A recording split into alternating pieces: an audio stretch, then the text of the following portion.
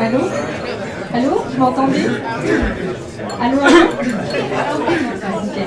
So, I would like to, on behalf of the INSEAD Alumni Association, I would like to welcome you tonight. I'm really happy to see you so numerous for 9th of January, so thank you.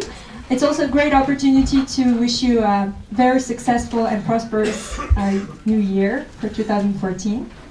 I would like to, so we are today, there's about 60% of INSEAD alumni, but also 40% from other business schools. We've asked Samba, so thanks to Samba for promoting this event, as well as Assage, and as well as the Entrepreneurs Organization.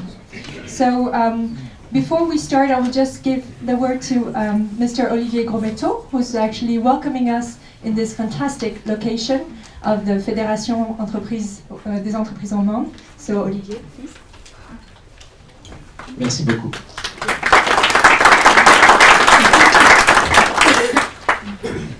Madame la Présidente, Monsieur le Conseil National, Mesdames et Messieurs, bonsoir. J'ai le grand plaisir de vous accueillir ici ce soir dans le cadre du restaurant privé de la Fédération des entreprises romandes, le Cercle du Rhône. Je vous prie tout d'abord d'excuser l'absence de Monsieur Blaise Mattel, notre directeur général, lui-même un ancien de l'INSEAD, qui aurait donc eu doublement plaisir à vous accueillir ce soir.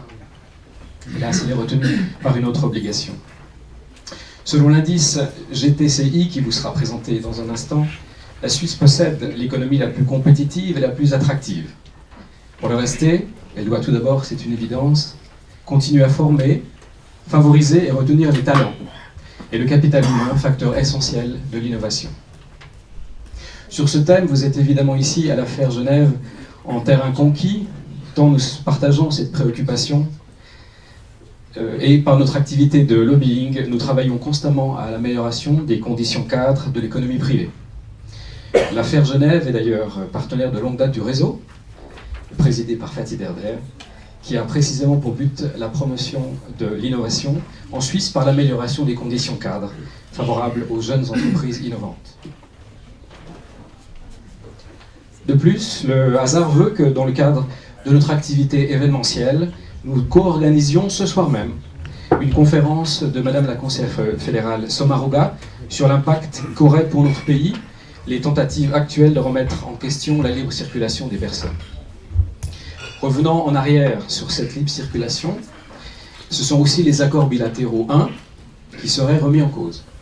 Ces accords permettent précisément à la Suisse de consolider sa position de pôle de recherche et d'innovation, en permettant sa participation au programme cadre européen de recherche et de développement économique. Mesdames et messieurs, abandonner la libre circulation des personnes, c'est donc menacer la Suisse de perdre un avantage concurrentiel vital pour son économie, pour ses emplois et menacer sa capacité d'innovation. Dans la discussion qui aura lieu dans la table ronde de tout à l'heure, au chapitre des menaces qui pèsent sur notre pays, vous allez donc toucher un problème brûlant de l'actualité, faisant preuve ainsi d'un sens du timing pour lequel je vous félicite. J'espère que vous passerez un très bon moment dans les locaux de l'affaire Genève et je vous souhaite d'ores et déjà une excellente conférence. Merci beaucoup.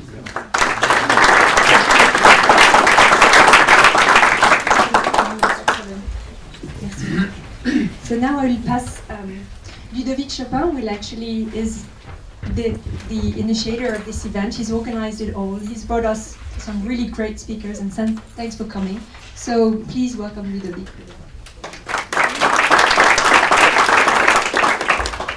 Thank you everyone for coming. I'm going to quickly introduce Bruno so he can start the presentation at last. So Bruno Lanvin, we are very pleased to welcome Bruno in Geneva. He's an executive director for global indices at INSEAD. He's been executive director of INSEAD eLabs for 5 years. He joined INSEAD from the World Bank, where he served for 7 years as a senior advisor with responsibilities for defining e-strategies and coordinating activities in Europe and Central Asia. And more recently, so he has launched the Global Talent Competitiveness Index, which he will talk more into details right now. So please welcome Bruno Lanvin.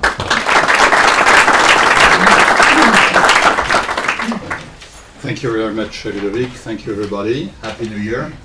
I'm told that I have about 30 minutes, and I will try to stick to that time limit because the essential is in the discussion. So the core of this evening should be the panel discussion, and I don't want to impinge too much on that second part. So you heard a little bit of my background. I happen to be French, and I happen to be an economist by training. Strange combination, you might say. Of course, everybody knows who the first economist was. Yes, Christopher Columbus, because when he left, he had no idea where he was going. When he arrived, he was not at all where he thought he was, and all of that on public funds.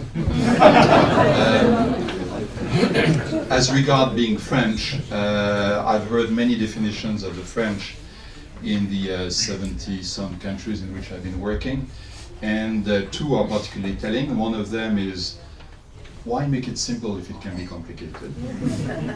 And there's some merit to that. I will come back to that. And the other one I will keep for later. But if you put together this passion for complexity and this ability to go in one direction without not necessarily knowing beforehand where you're going, you get an idea of where this kind of exercises might lead. And the answer is we don't know.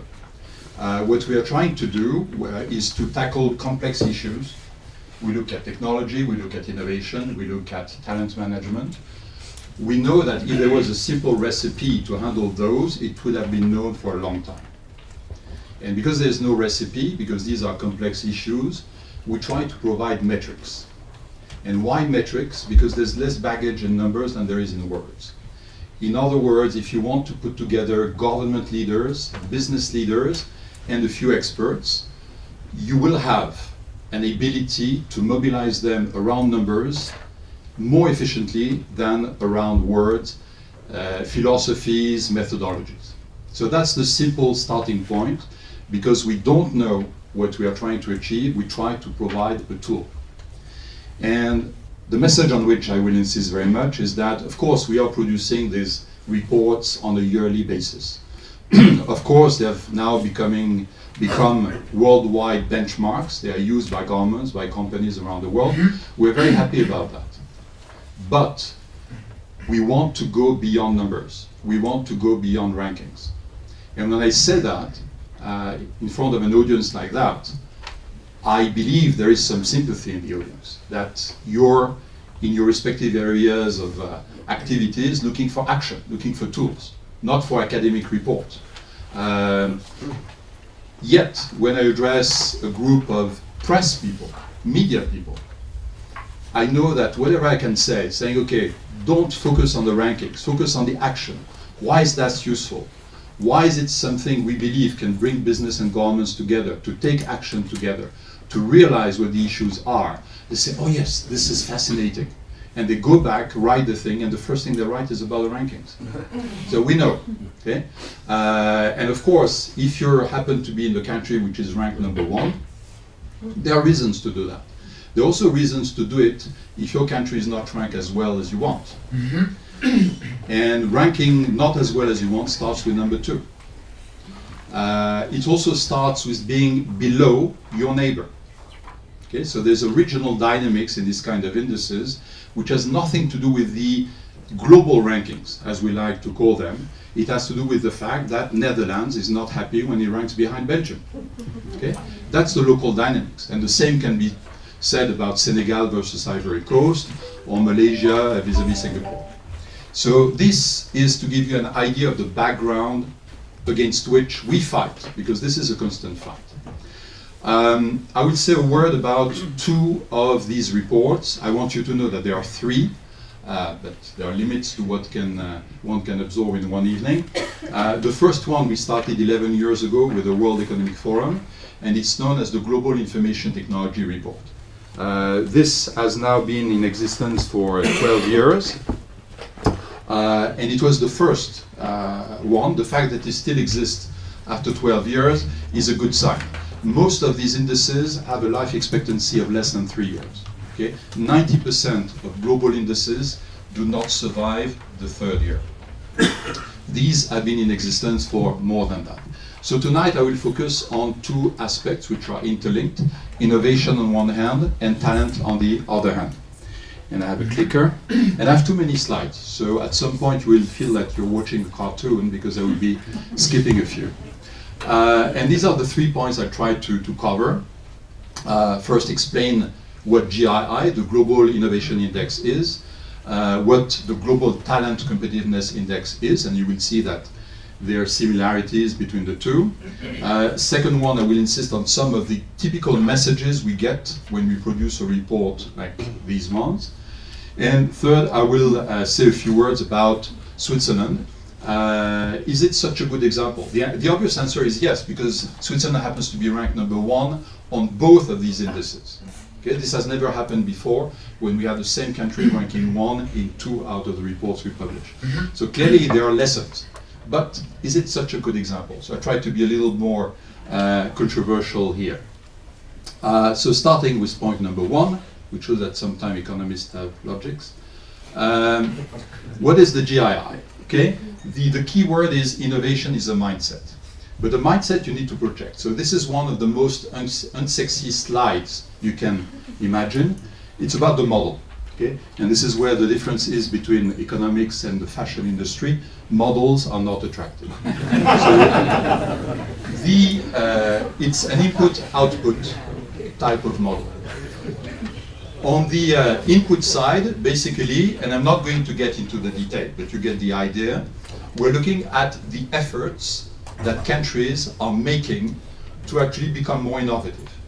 Okay? How much money are they putting in universities? How much effort are they putting in making the innovation landscape attractive from a fiscal point of view, from an incentive point of view, from a salary point of view? That's the input side. On the output, we try to see what kind of results they get out of it. How many patents are being produced, but also how many creative content is being generated. So we try to be not totally prisoner of what is measurable. We also look at some things which are admittedly very difficult to measure. Creativity. How do you measure creativity? And we offer some tools to do that. By the way, if you have any undue hopes about the ability of economists to fiddle with data, the comparison I often use is that of this man who was somewhere in the dark street of London. It was total darkness except for a circle of light around a lamppost. And he was on all fours, obviously looking for something. And the policeman comes and says, "May I help you?" And the guy says, "I lost my car keys." So the policeman says, "Did you lose them here?" And the guy says, "No, I lost them over there, but there's light here." Okay? And this is exactly what economists do.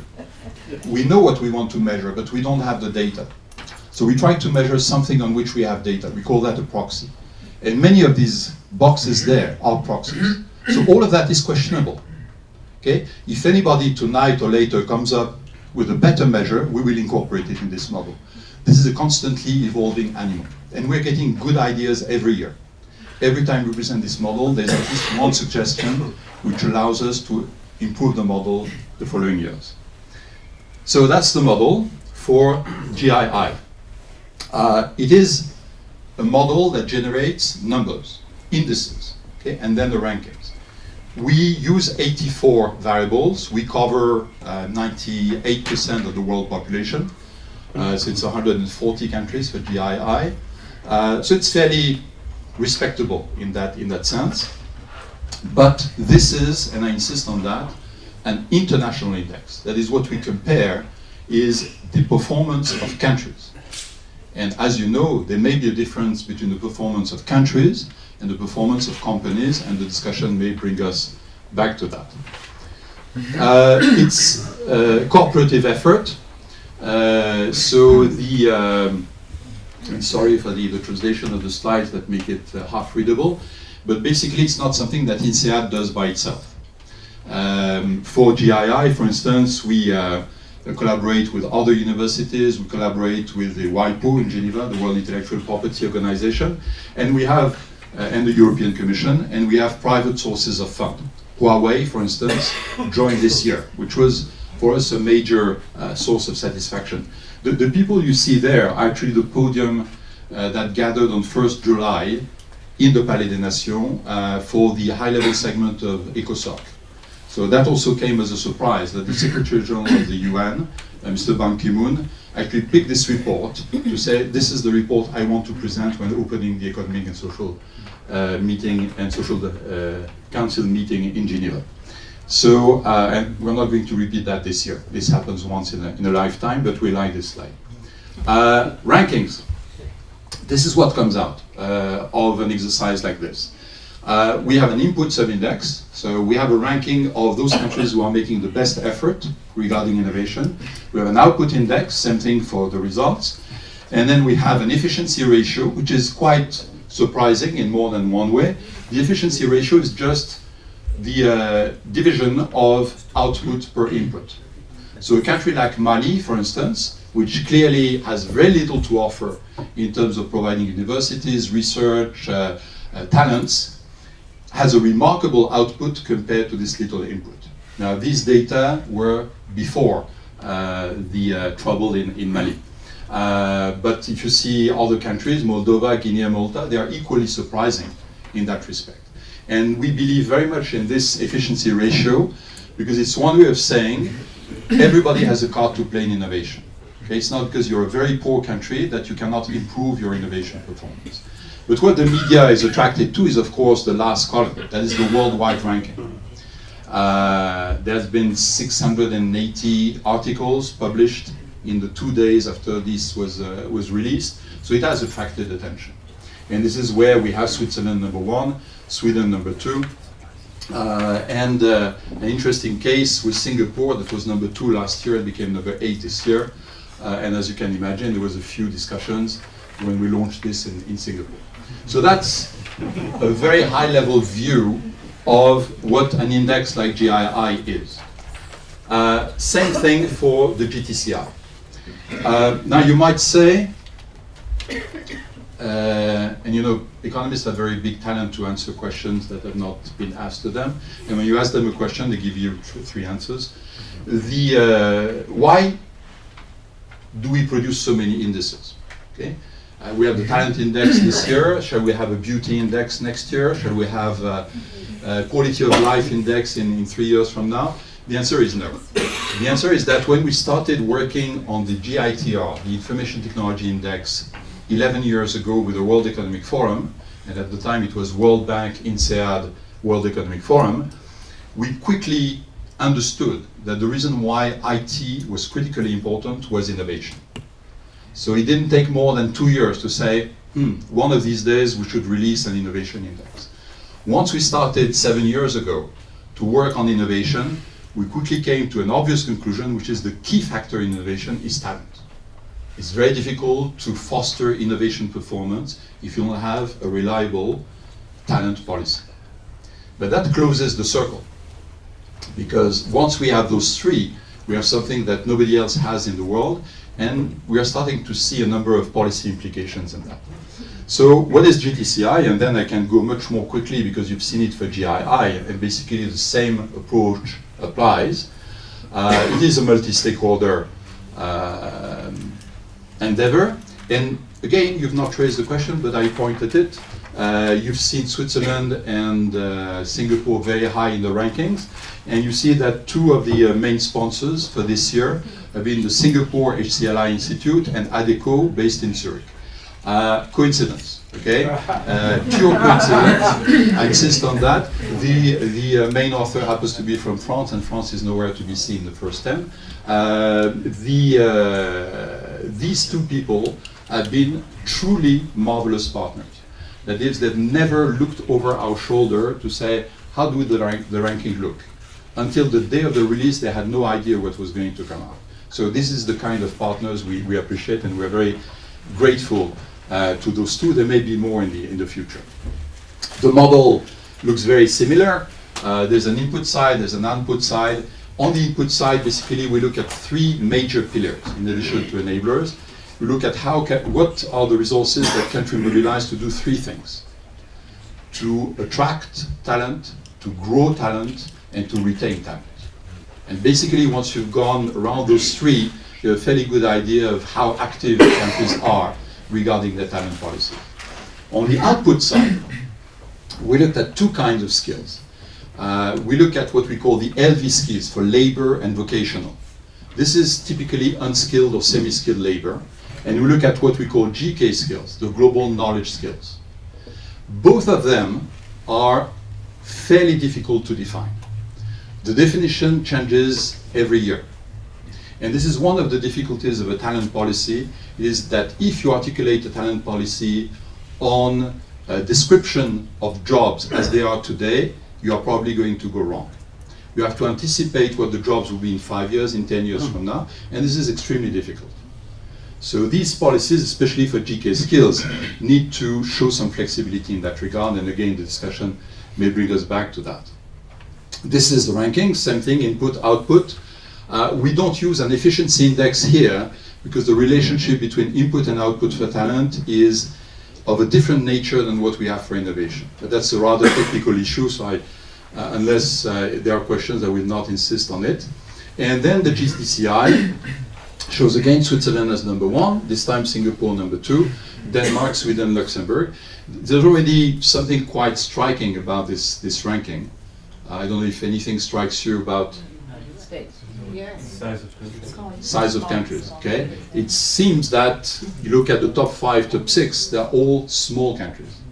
Okay? So there's something interesting about that, which leads us to one word, which is known as openness. But again, the discussion will bring us back to that in a minute. So far, so good? Okay. That's what the guy who jumped from the 37th floor said every time he was passing the floor. Main results and key policy messages. Okay. Now that we have crunched all these numbers, we've used this model, we've run everything, we have obtained the ranking, what do we do? Well, we do this. Now, this is what we call simplification, believe it or not. It's a projection on a two-dimensional space of something which is multidimensional. And basically what we do is, on the vertical axis, you have the Global Innovation Index. And I will be jumping back and forth between the two indices to illustrate these messages. So the higher you are, the better you are at innovation. And on the horizontal axis, we have GDP per capita. Okay? The richer you are, the more to the right you are on this diagram. And the first thing we see is that there's a strong correlation. Okay? Clearly, a rich country has a better chance of being more innovative than the poor. And this is something nobody can deny. Because you have more money, you can invest in research, you can invest in education, you also are able to attract better people. But, of course, we need to go beyond the surface and try to find, in terms of actions, what makes a difference. And this is where these sub-clusters appear, where you have leaders, when you have learners, where you have laggers, when you have outliers like Qatar or Brunei, and there are typically explanations for that. For Qatar and Brunei, it's easy. These are oil exporting countries, so income per capita is very high, with very small population and a level of education infrastructure, human capital infrastructure, which is not comparable to countries who have 500 years or 1,000 years of activity in the area of universities. But for others, what's important is the dynamics. So we use bubble to reflect the size of the population, and you see those two bubbles among the big bubbles among the learners are India and China. And if we use an animation, which I didn't include in the presentation tonight, we would see that those two bubbles are two of the fastest moving bubbles in this diagram. In other words, China and India are moving very, very fast on the path to higher levels of innovation. Now, once you get an idea of where the clusters are, you also start to get an idea about what the kind of policies that would be required, what business can do, what government can do. And this is where we believe the value of this report is. Now, doing the same thing for talent, graphically it's slightly different, but it tells the same story. There's also a strong correlation with income per capita, yet to use,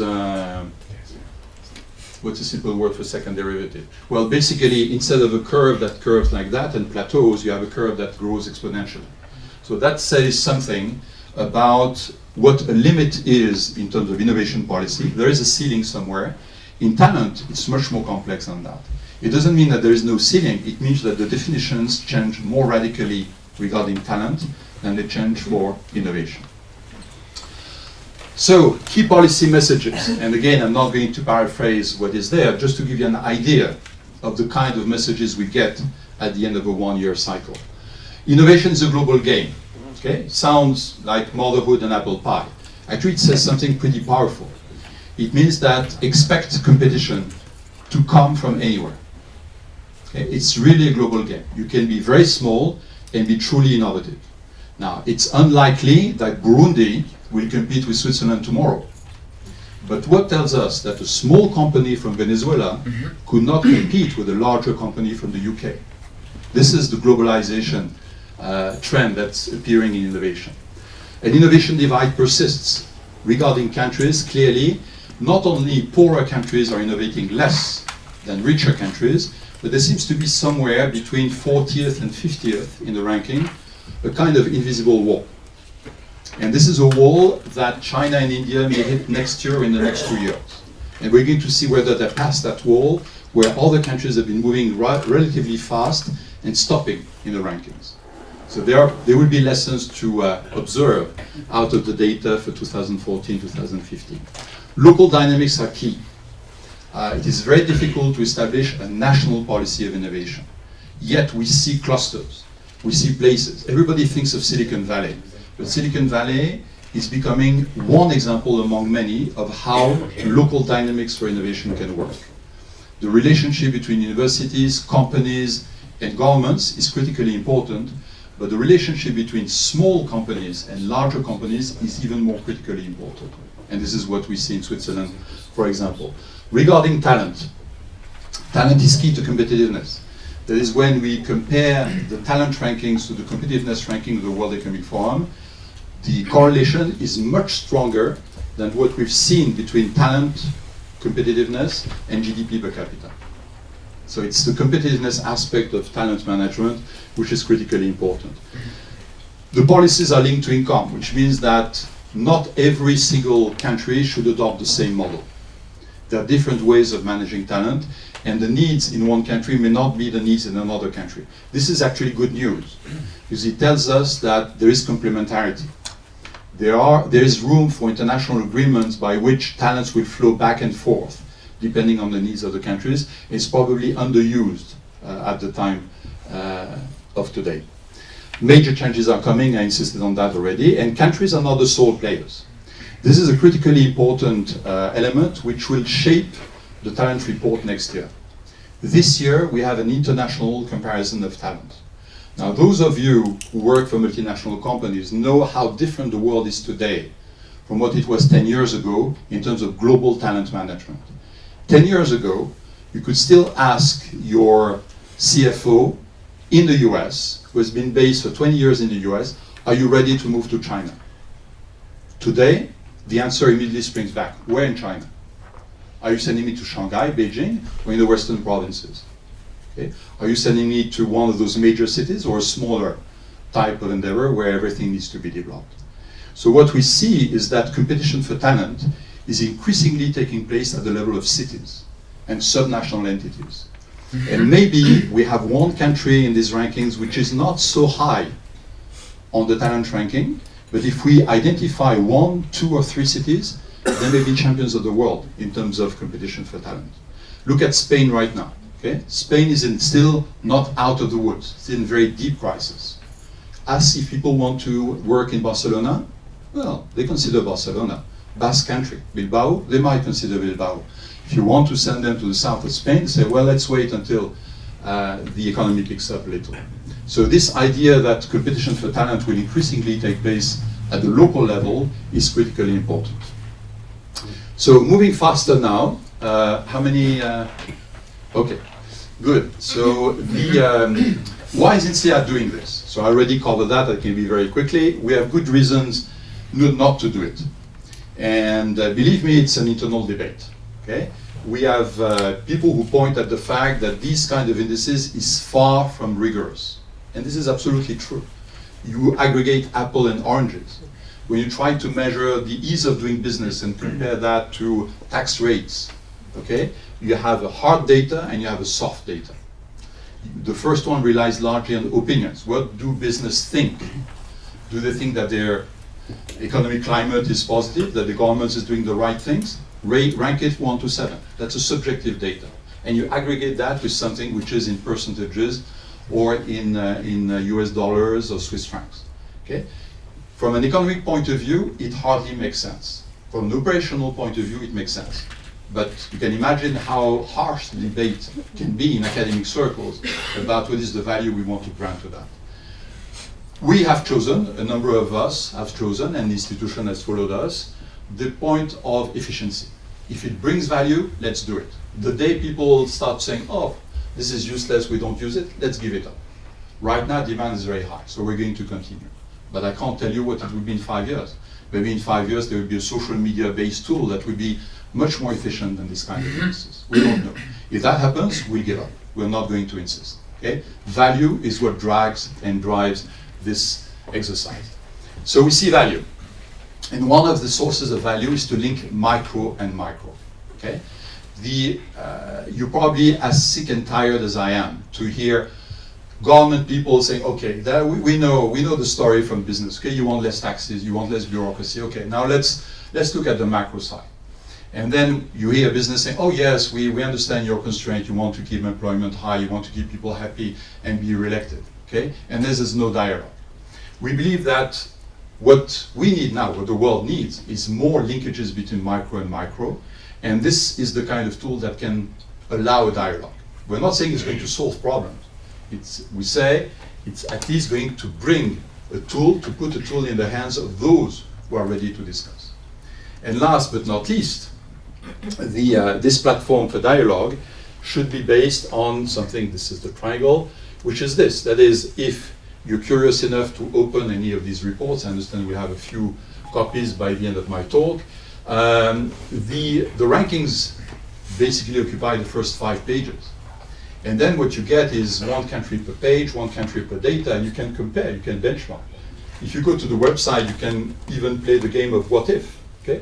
What if my tax rate was 5% higher? Okay? What would happen to my foreign investment? What would happen to my ability to compete? If suddenly, that's of course a view of the mind, I was going to close my border to immigration, what would happen to my economy? These are the kind of things you can do to some extent. You can simulate, you can use scenarios. So this is what we consider as the core of these reports. Of course, we are happy with the visibility of the press and media, but they focus too much on ranking. So I'm just want to go, that's the website, you can go and see plenty of things. This is what happened in Geneva on 1st July. So let me jump for the sake of completeness. This was the launch of the Talent Index with our Dean, Ilian Michov. This is the Swiss ambassador to Singapore. Okay, we had to have a guest of honor in one of the panel. And of course, he was not only was happy to be there, everybody would be in his position, but he had interesting things to say. That is, what he said was not just about praising Switzerland and saying how things work well, but also, look, we have this difficulty, we have this debate, we don't know where we're going to be next year or in 2 years from now. So there was a real dialogue, and he was surrounded by people from business and academia. So there was a real dialogue. So to close on that, is Switzerland such a good example? Switzerland is special, so that's the no. Why is it difficult to consider Switzerland as a model that can be replicated anywhere? Well, there are specificities. Okay? It's a small country with a strong engineering culture. Okay? And there are not so many around the world. For innovation, this is critically important. Why is small size important? Both for talent and for innovation. One of the reasons is agility. You're more agile in a small environment than in a large environment. You can act more quickly, you can design, you can try, you can test. If on top of that you have a strong engineering culture, you're results-based. You don't attack a problem if you don't have an idea that it can be solved. You don't attack a problem if it does not exist. Okay? These are very big advantages to be a true innovator. A rare relationship between education and innovation. And I will insist on that because it's a counterexample. If you look at the recent PISA rankings of OECD. If you look at all types of rankings of education, Switzerland does not rank very high. It does not rank as high as for innovation and talent. Is that a paradox? Yes, it is, but it's easily explainable. Switzerland has developed a culture around the concept of apprenticeship. Switzerland is a country where you can give up on your scholar studies because you have a passion for some kind of work, and you're not looked down by society. That does not exist in so many countries around the world, including my own. So this is something which is also very specific about Switzerland and may not be very easy to replicate. Multipolar excellence, and again, we won't go back to the data, but in GII 2013, Switzerland is #1 in 2/3 of the pillars. So it's not one pillar for which Switzerland would be a champion of the world that would be dragging the performance upwards. It's actually multipolar excellence. So it regards many areas, typically fiscal environment, ease of doing business, linkages between small and large enterprises, openness, culture of export, being active in large countries around the world. All that is not easy to replicate. And on the talent side, tradition of openness stimulated by geography. So I'm not going to give a lecture here about the history and geography of Switzerland, but basically a country with lots of mountains and valleys, initially separated, united through a federal system, and the ability to use 4 languages on a daily basis and still preserve unity. Again, look at Belgium. It's not easy to maintain all the time. So it's a landlocked country, it's a small country. Openness is not even a choice with Switzerland. It's an obligation. It has been an obligation in the past. It will remain in the future as long as people start to think rationally. This, of course, has played a very important role in talent management and innovation. Multilingual society, I mentioned, ability to attract talent that may be difficult to duplicate. Why do people come to Switzerland? Okay. Why do they decide to study in Lausanne or in Zurich, or actually be part of companies active here? It's not just the performance of the company, it's not just the salaries. Okay? There's a quality of life, there's an ability to combine family life and business life, and there's an ability, let me turn it as a question. What is the main driver for an innovator? Why would an innovator, or a talented person generally, choose to go to one place rather than another? And all surveys confirm that, and our data confirm it. Others of the same mind. Others are the same. Okay? An innovator wants to go to a place where there are other innovators. Okay? That's the key thing about Silicon Valley. It's the key thing about Singapore. It's a key thing about Switzerland. Okay? So Switzerland has acquired a brand as an innovative country, which may not, again, be easy to replicate. So these are the counter examples saying, well, maybe others have to build other models, but there's still, lessons to learn. Yeah. #1 in 2 rankings, so I can go very quickly to that. One of them is innovation is a global game. If you want to win it, play it globally.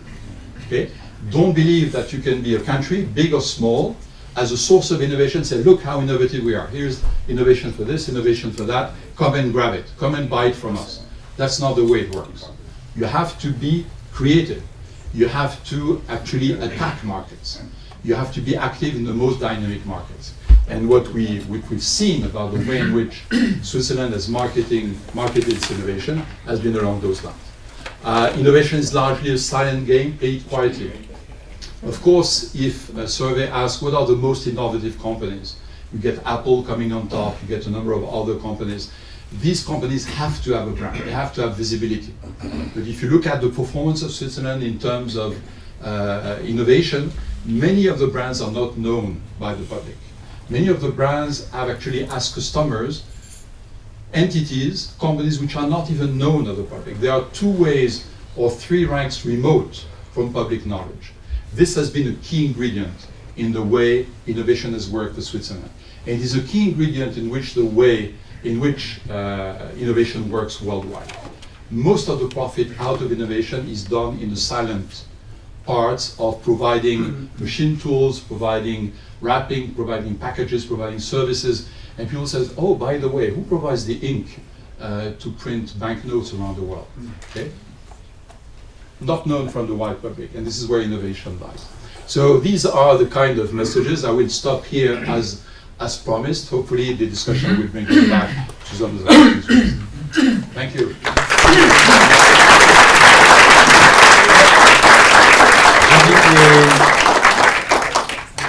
Les intervenants à prendre place pour la table ronde qui vient pas rendre en l'occurrence. Est-ce que c'est nécessaire qu'on mette une table? Je suis pas sûr. Voilà, et 2 micros.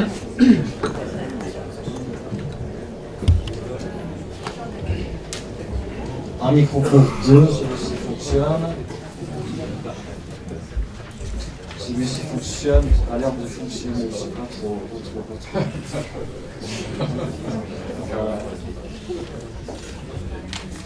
Voilà, ça fonctionne. Bien. Oui, vous avez déjà parlé. Bien, vous voulez faire, faites les petits, alors volontiers, faites les présentations. So as scheduled, we're going to switch into French. So apologies for our international guests. Bonsoir, donc nous passons maintenant au panel. Je vais rapidement présenter les intervenants. Donc Xavier Comtesse, ici à ma gauche, directeur roman d'avenir suisse. Il a évolué pendant 10 ans au milieu académique, puis dans le milieu des startups. Fatih Derder, à côté de lui, ancien journaliste, il a été élu en 2011 au Conseil national. Il est membre de la Commission de la science, de l'éducation et de la culture, également président du groupe Le Réseau. Bruno Lanvin, que je ne vais pas représenter. Joël Claret, tout à gauche, directeur chez McKinsey au bureau de Genève, co-leader mondial de la practice produits chimiques et la practice marketing and sales. Il a évolué également chez Dupont précédemment et est diplômé de l'INSEAD. Et enfin, donc François Scheller, on est ravis d'avoir François parmi nous, rédacteur en chef de AGFI. Et voilà, avant de se consacrer au journalisme, il a travaillé dans de nombreuses entreprises couvrant différents secteurs. Il a travaillé chez PME Magazine et Private Banking à Genève, groupe Axel Springer Suisse.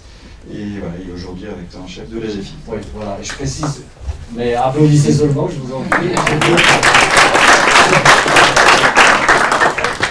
Je précise que j'ai un parcours de vie assez compliqué et que j'ai fait du journalisme très tardivement, que je me suis intéressé à l'économie très tardivement. J'ai été dans d'autres vies agriculteur, diplômé, et avec apprentissage dans la pratique, j'ai été photographe, j'ai fait bien d'autres choses.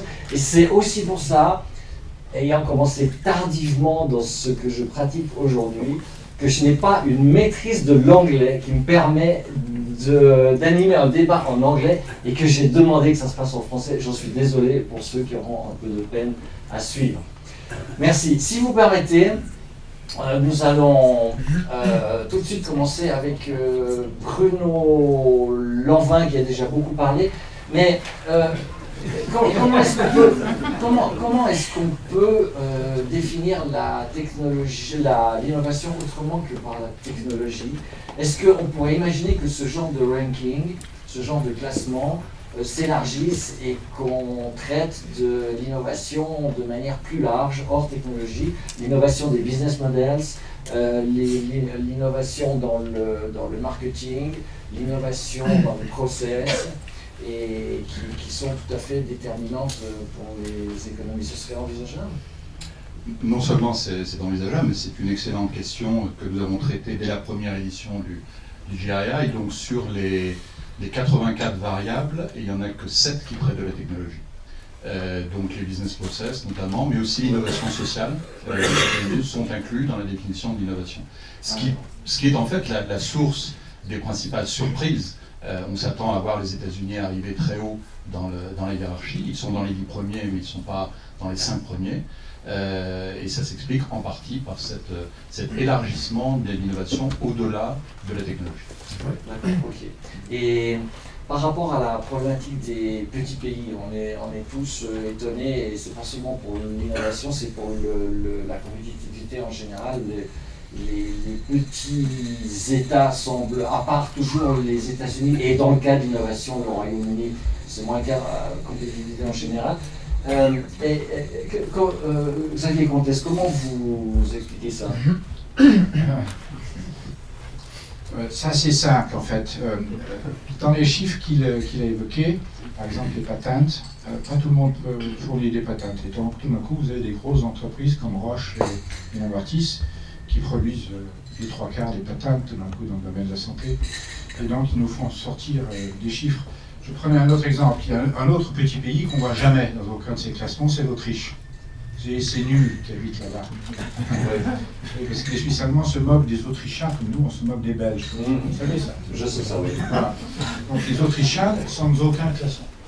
Et comme on l'a dit tout à l'heure, on est très contents. La seule fois où ça se passe mal, c'est que les Autrichiens sont meilleurs que nous en ski, par exemple. C'est vraiment affolant. Et donc ça s'explique à travers ces entreprises. Pourquoi je dis ça? Parce qu'il manquait cette description, il a parlé des villes, etc. Mais en fait, ces clusters dont il parle se construisent autour de grandes entreprises. Ce mythe de la PME innovante, dont il parlait tout à l'heure, est une connerie. Bruno Lavin, il est sympa, hein. J'ai trouvé très intelligent sa présentation, tout ça, sauf quand il commence à parler de la Suisse, c'est très con ce qu'il dit.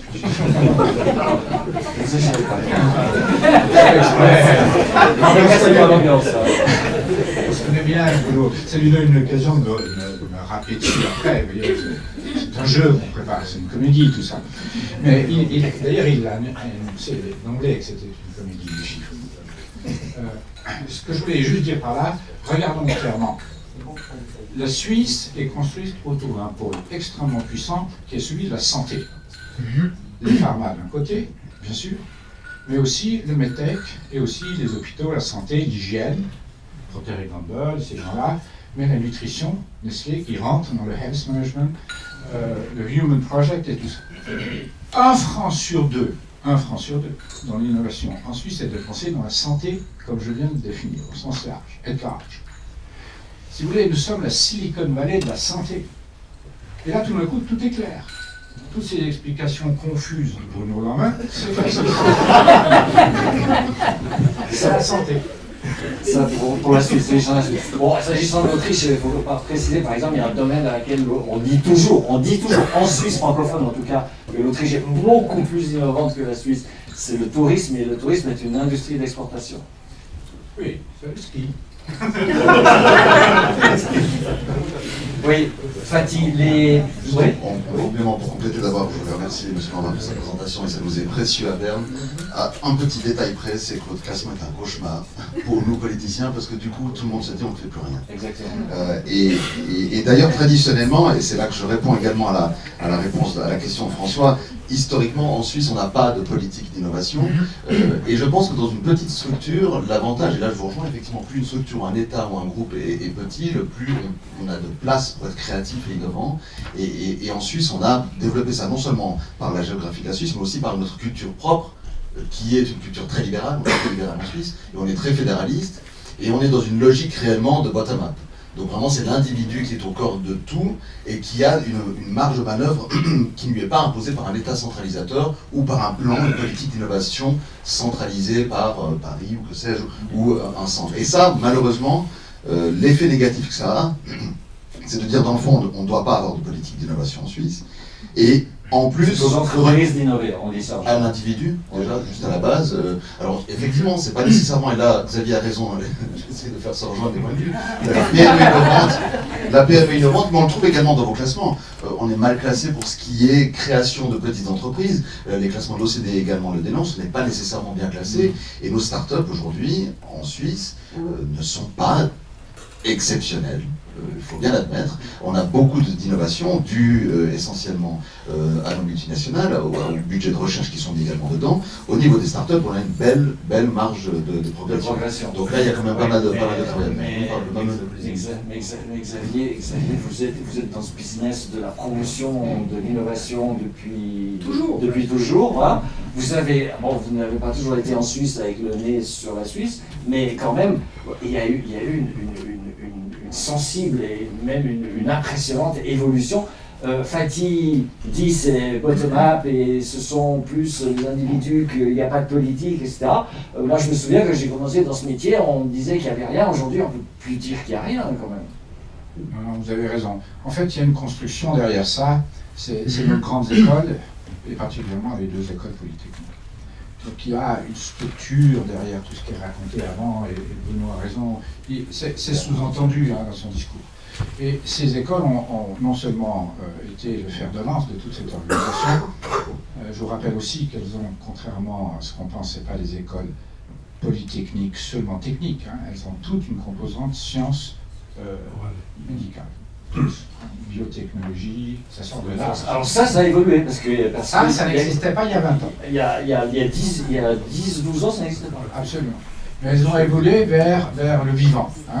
Et elles ont évolué d'une école technique, ingénieur, vers des écoles de sciences. Ça aussi, même en 20 ans. Mais elles ont réussi ce que le pari qu'il a parlé, c'est-à-dire, en Suisse, on s'est posé la question sur les talents. On avait déjà, moi j'avais été engagé par ça, ça s'appelait War for Talent. Il y a 20 ans, on parlait de ça. Et il y a 20 ans, on a créé dans le conseil Swissnex à l'étranger, justement à cause de War for Talent. Donc c'est un vieux problème du gouvernement que vous avez exposé maintenant dans les indices, mais nous on s'y était intéressé en Suisse depuis très longtemps. Il y a deux choses qu'on peut dire qui ont eu comme conséquence. Les salaires des profs sont les meilleurs au monde. Si vous êtes prof à l'université de Genève, même si vous êtes mauvais, vous avez le bon salaire.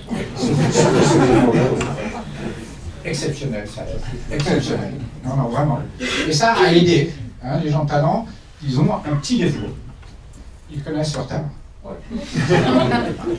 La deuxième chose, vous avez raison, plus vous avez des gens de talent, plus il y en a qui veulent, plus c'est facile. Le talent attire le talent. Joël Claret, vous êtes d'accord avec ça?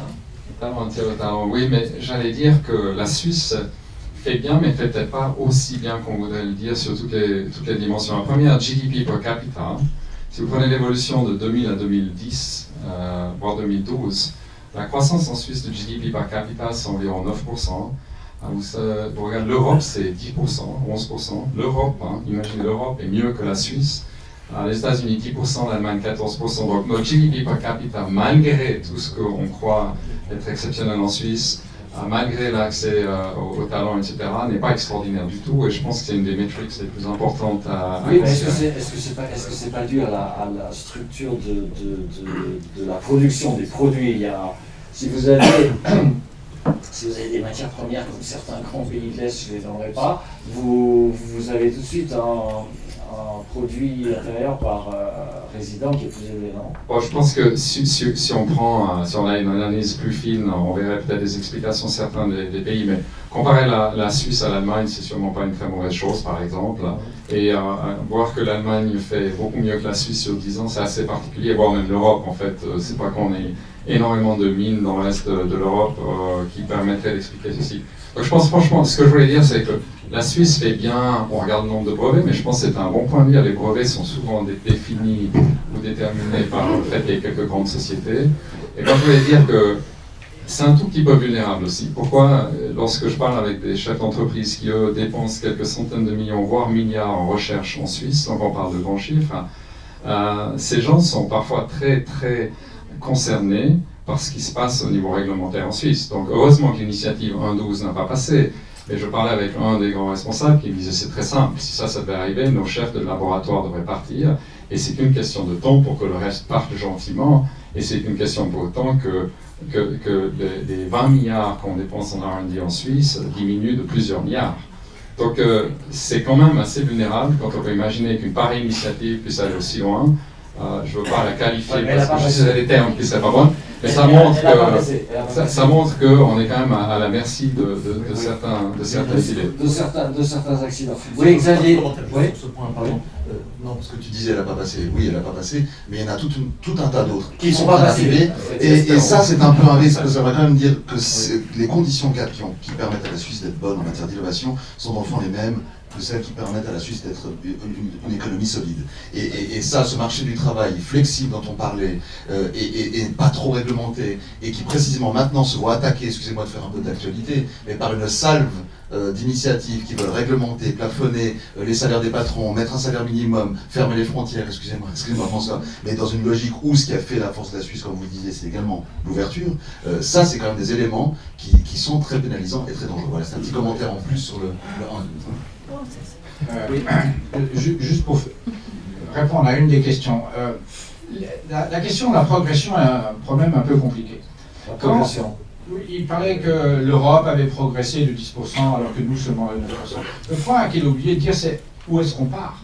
La Suisse est parmi, dans la classification du WEF, ils ont maintenant séparé les pays. Parce qu'évidemment, quand vous êtes dans un pays sophistiqué, qui est en fond dans un parcours du progrès technologique, sophistication, organisation technologique, etc., les progressions sont plus faibles. C'est logique. C'est la courbe des rendements décroissants. Exactement. Mais ce qu'il a oublié de dire, c'est que pendant ces 10 dernières années, nous avons eu un taux de chômage extraordinairement bas, avec une croissance économique du PIB qui est remarquable pour un pays qui est si haut, hein, de l'ordre de 2%. Et donc, il faut arrêter. C'est très difficile de comparer les petits et les grands pays, comme vous l'avez dit, mais c'est encore plus difficile de comparer les pays dans la progression de la sophistication. Je reviens sur la question de la santé. Non, on va parler.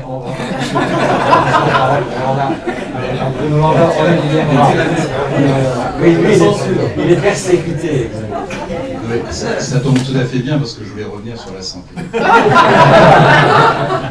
Et donc c'est vrai qu'avec Xavier, on se croise depuis de nombreuses années et on a l'habitude d'échanger. Xavier aime bien la controverse, donc on est en terrain amical. Mais je vais pousser le bouchon un petit peu plus loin en disant que je crois que si on représente la Suisse comme étant un pays dont l'innovation repose essentiellement et durablement sur le secteur de la santé, on fait fausse route. Pourquoi? Il est clair que quand on prend les chiffres de brevets, ces chiffres sont écrasés par la production du secteur santé, pharma, etc. L'une des raisons, c'est que les secteurs les plus innovants, en particulier dans le secteur de l'information technologie, ne brevettent plus. Ils n'ont plus le temps. C'est pas que c'est trop cher, c'est qu'ils n'ont plus le temps. C'est qu'ils croient dans une innovation permanente, ils croient dans une innovation qui a une durée de vie de 6 mois, d'1 an, et ils savent qu'à partir du moment où ils seront copiés, ils auront déjà capté l'innovation suivante. C'est un état d'esprit complètement différent.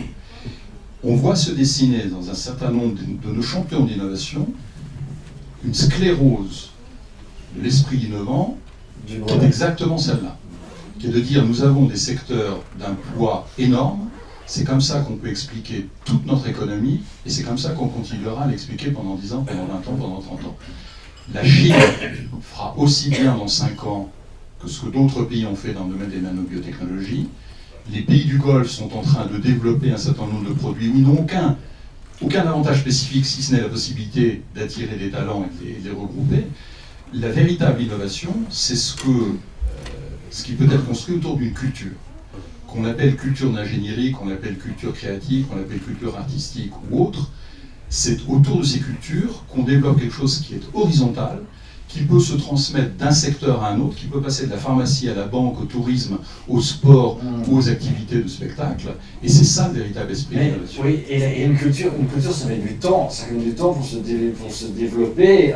Xavier parlait des grandes entreprises, des pays dans lesquels il y a des grandes entreprises, parce que ça fonctionne autour des grandes entreprises. Les petits pays dans lesquels il y a des grandes entreprises, il y a tout un historique derrière. Et la Suisse, on sait qu'il y a 150 ans d'historique derrière. Des pays qui n'ont pas ça, est-ce qu'ils ont une capacité de rattrapage qui est comparable? Alors, certains l'ont plus que d'autres. Une des choses qui me frappe quand on compare les systèmes universitaires anglo-saxons, notamment nord-américains, au système européen, par exemple le système français, c'est le fait qu'un campus américain est un campus au départ multiculturel. Vous allez dans n'importe quelle grande université américaine, vous avez ce que j'appelle le paradoxe ou le syndrome de la cafétéria. Vous étudiez, vous voulez devenir un electrical engineer, vous avez à votre gauche à la cafétéria quelqu'un qui va utiliser les religions comparées, et à droite quelqu'un qui va étudier la chorégraphie. Bon. Et c'est de là que naît le véritable univers de l'innovation. Je peux vous dire qu'en Suisse, c'est pas le cas. Les cafétérias sur les campus, c'est très ségrégationniste. Les électrons ne sont pas avec les ingénieurs. C'est en train de changer et ça peut changer très vite. Et je voulais juste citer très brièvement l'exemple de la Finlande qui avait exactement le même syndrome il y a 10 ans. Ils avaient d'excellentes écoles d'ingénieurs, d'excellentes écoles de management, d'excellentes écoles de design. Le gouvernement a pris l'initiative, et c'est pas commun en Finlande que ce soit le gouvernement qui tire le business par la manche. L'initiative de réunir les 3 deans de ces 3 meilleures écoles, design, business, ingénierie. Ils leur ont dit, votre budget provient à 30% des fonds publics. À partir de l'année prochaine, vous n'avez plus rien, sauf si vous réunissez pour un diplôme unique, avec une majeure de mineur. Personne ne sortira ingénieur de votre école d'ingénieur s'il n'a pas une mineure en business, une mineure en design, ou une dimension artistique. Et ce groupe s'appelle Aalto, avec 2 A pour être très haut dans l'alphabétique sans doute. Ils produisent actuellement les ingénieurs les mieux payés dans le monde, 3 ans après leur création. Ok, Fatih, oui. Je voulais juste réagir à propos de M. Romain qui me paraît intéressant. Vous parliez vous dites qu'il n'y a pas d'innovation sans culture. Il y a une culture qui pourtant me semble manquer, je vais peut-être faire sauter certaines personnes en Suisse, c'est la culture de l'entrepreneuriat, qui est nettement plus faible, notamment en termes de prise de risque, qu'on peut le voir dans d'autres pays. On a globalement une tendance quand même en Suisse à la stigmatisation de l'échec.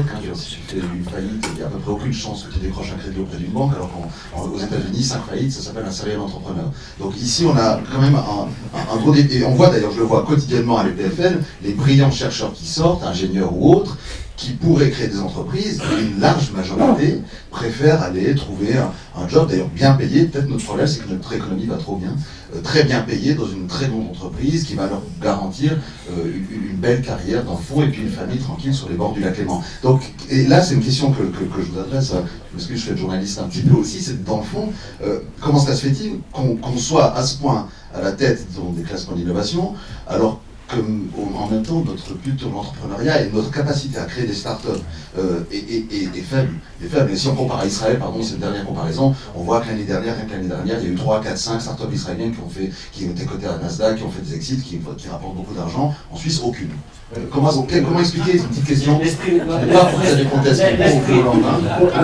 Mais une question, comment expliquer ce décalage dans le classement entre l'absence de. Les entrepreneurs en Suisse sont très souvent d'origine étrangère. Historiquement, ça s'est toujours vérifié. J'allais citer le chiffre, 70% des entreprises créées à Silicon Valley sont créées par des gens qui ne sont pas citoyens américains. 70%, y compris des Suisses, y compris des Français, parce que le manque de respect pour l'échec, il est autant de l'autre côté de la frontière, sinon plus. Donc là, il y a effectivement un effort à faire. Alors, je ne voudrais pas citer que la Finlande, mais la Finlande a décrété l'année dernière une journée nationale de l'échec. Dans les entreprises finlandaises. Voilà une idée pour le Parlement. On invite chacun. Journée nationale de l'échec. Donc ça se fait au sein des entreprises. Quelle est la plus belle gamelle que vous soyez prise cette année?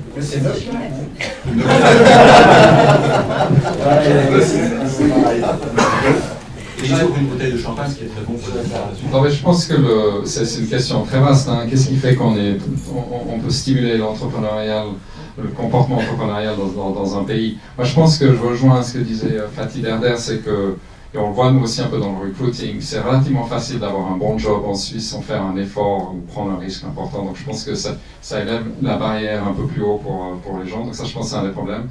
Je pense que par ailleurs, nous on a fait aussi certaines analyses sur l'innovation. Il y a plusieurs facteurs. Un des facteurs, c'est avoir accès aux disruptive technologies, et notamment que les gouvernements les utilisent. Bon, par exemple, dans l'armement, ça crée énormément de demandes et d'opportunités pour des nouvelles entreprises, des nouvelles technologies, etc. En Suisse, on n'a pas tellement ceci. Donc je pense que c'est un des aspects, par exemple, on n'a pas, si on veut, un marché domestique qui est très favorable en quelque sorte. Tous ceux qui réussissent en étant entrepreneurs à partir de la Suisse doivent pratiquement dès le début compter sur un succès international, ce qui élève un peu la barrière aussi. Ce qui explique aussi les petits pays dans les classements. Peut-être. C'est un avantage évidemment parce qu'on a une ouverture dès le début, mais ça ne facilite pas les premiers pas à quelque part, je pense. Ça rend le premier marché est très petit et il est plus compliqué, donc c'est pas tout simple. Donc je pense qu'il y a plusieurs facteurs et on n'a pas non plus, j'ai l'impression, une approche gouvernementale très industrialiste en Suisse pour aider tel ou tel secteur ou faire des investissements. Même on a longtemps parlé de biotech, il n'y a pas eu un développement très particulier du gouvernement pour faciliter le biotech en Suisse, c'est plus ou moins développé. Par les écoles. Par les écoles, on est d'accord, par les écoles.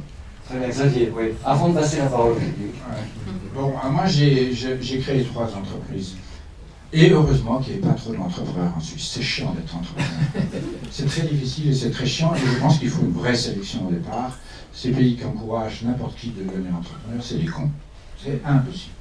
Donc on a meilleur temps d'avoir des bons entrepreneurs qui ont passé une vraie difficulté. Qui ont une vraie vocation. Qui ont une vraie vocation et qui savent aller à l'international et tout ça. Par ailleurs, nous avons autant de création d'entreprises que les États-Unis. On en crée 11 000 par an. proportion, c'est exactement ce que font les Américains. Donc il y a des fausses idées sur le fait que les Suisses n'aiment pas prendre des risques. C'est tout à fait faux. Mais pas des entreprises à forte croissance, pas des startups. Mais alors, les entreprises à forte croissance, celles de la Silicon Valley, que Fatih Derder alors, serait impossible chez nous. Un Zuckerberg, milliardaire, serait fusillé par la population. Regardez, même un Ospel qui a fait seulement 200 millions, on le hait. On le hait. J'ai un ami que j'ai beaucoup aidé quand j'étais à Boston et qui a fait une petite société avec le fait qu'il a vendu aux Américains 200 millions. Vous savez où il habite? À Miami. Pourquoi? Mais simplement, il me dit, en Suisse, on me hait. J'ai gagné au loto. Ça ne va pas. Nous ne sommes pas... Le problème qu'on a, c'est plutôt cette culture anti-Silicon Valley. C'est impossible de réussir à ce niveau en Suisse. Donc les gars se tirent. Mais à côté... Et ça va très bien, puisque dans le fond, c'est ça mon argument. Ce que je n'ai pas dit, c'est que, contrairement à ce qu'ils disent avant, et lui, Bruno est en train de dire, oui, mais c'est une vieille culture, c'est des vieilles industries. Ce n'est pas du tout le cas. Sur ces 20 dernières années, le secteur qui a créé le plus d'emplois, exactement 300 000 emplois en 20 ans, hein, alors que tous les autres pays autour de la Suisse ne créent pas tellement d'emplois. 300 000 emplois ont été créés dans le secteur de la santé en Suisse. Et donc il y a une bifurcation. Ce qu'on disait tout à l'heure pour Ebicher et les écoles polytechniques, c'est à 20 ans, même moins. Il y a eu une bifurcation en Suisse vers la santé. La santé, contrairement à ce que vous dites, son avenir est devant. La population mondiale continue à vieillir. Good business, les Indiens viendront se faire soigner en Suisse. La technologie médicale continue à grandir de manière invraisemblable. Le MedTech, il y a 20 ans, était quasiment inexistant en Suisse. Maintenant, c'est 20 milliards de chiffre d'affaires. C'est monstrueux, ça n'a plus rien à voir. Et c'est ça qu'il faut voir. Nous sommes à la veille de notre Silicon Valley. C'est la santé. On est à la veille. On n'est pas du tout à la fin du parcours. Mais Xavier, les 300 000 emplois, c'est beaucoup sur le marché intérieur. C'est dans les soins, c'est dans les EMS, c'est pas dans la recherche et l'industrie exportation. Sauf que, il veut descendre. Sauf que la chimie en 20 ans, pharma en 20 ans, a doublé ses effectifs. Le MedTech a triplé ses effectifs. Bien sûr, on a ouvert des EMS, mais heureusement qu'on s'en occupe de nos lieux. Ce sera pas le mot de la fin. Non, juste pour ne pas être mal compris, quand je parlais d'une culture, je ne parlais pas de la culture d'un secteur particulier, y compris la santé, ça peut être la culture d'ingénieur. Okay, la façon dont, depuis plusieurs siècles, on conçoit l'analyse, la méthode déductive, le fait de s'attaquer à un problème concret, de trouver une solution concrète. C'est ça que j'appelais la culture innovante. Ceci dit, le point sur ce qu'on définit aujourd'hui comme le secteur MedTech, à mon avis, il est en train de s'éloigner du seul pôle pharma traditionnel.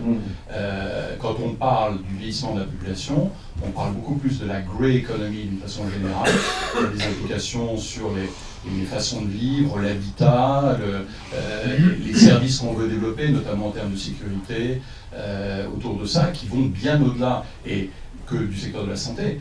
On ne peut pas réduire le vieillissement à une question de santé. Quand on regarde les nanobiotechnologies, elles sont beaucoup plus nano que bio. L'innovation aujourd'hui est beaucoup plus au plan de la miniaturisation des véhicules pour les molécules que de la molécule elle-même. Donc c'est une question de définition, mais je crois qu'en gros, on est d'accord sur le principe. D'accord, très bien, merci. Qu'est-ce qui se lance pour une première question? Oui, monsieur. Prendre des risques en essayant de établir une éthique. On a appris à l'école, dans les cours de marketing, il faut identifier un besoin et trouver le produit pour satisfaire ces besoins. J'aimerais bien savoir combien de fois on découvre un phénomène physique ou chimique. On se pose par la suite la question, qu'est-ce qu'on peut faire avec? Peut-être vous pouvez m'aider de comprendre. Joël Claret, oui. Puisque vous avez le micro.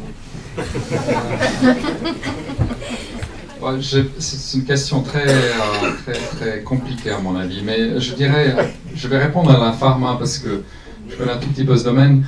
Je sais qu'une des grandes sociétés pharmaceutiques, que je ne vais pas citer en Suisse, a exactement choisi de ne pas définir les problèmes qu'ils vont résoudre, c'est-à-dire le type de maladie qu'ils veulent vraiment résoudre, mais principalement de travailler autour de la science et de comprendre ce qu'on appelle les pathways, et par là même penser qu'ils vont être beaucoup plus, ils vont beaucoup mieux réussir parce qu'ils vont vraiment résoudre des problèmes compliqués.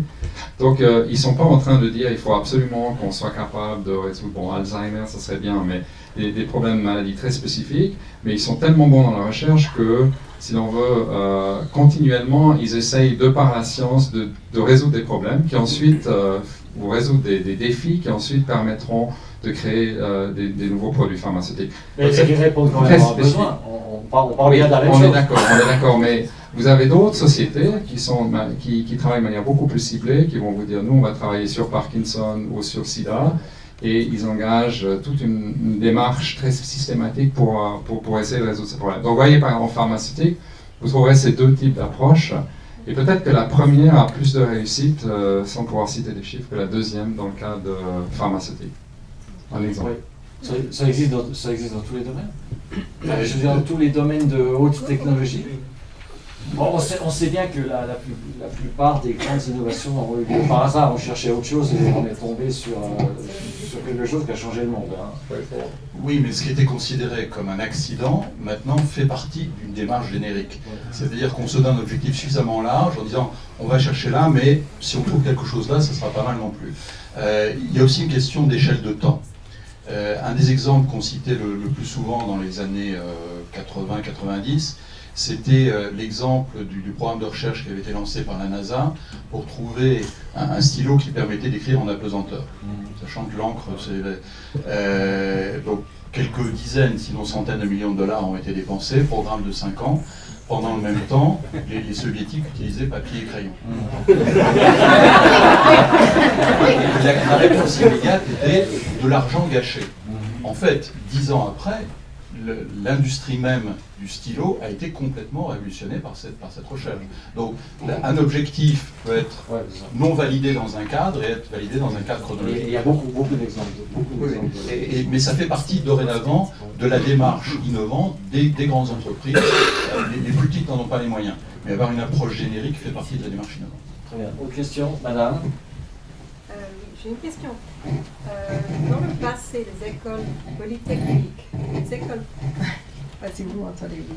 Les écoles polytechniques, dans le passé, il y a 30 ans, 40 ans, il y avait plutôt des Suisses qui étaient étudiants. Aujourd'hui, si vous avez des enfants ou vous allez à l'école polytechnique, c'est vraiment totalement international.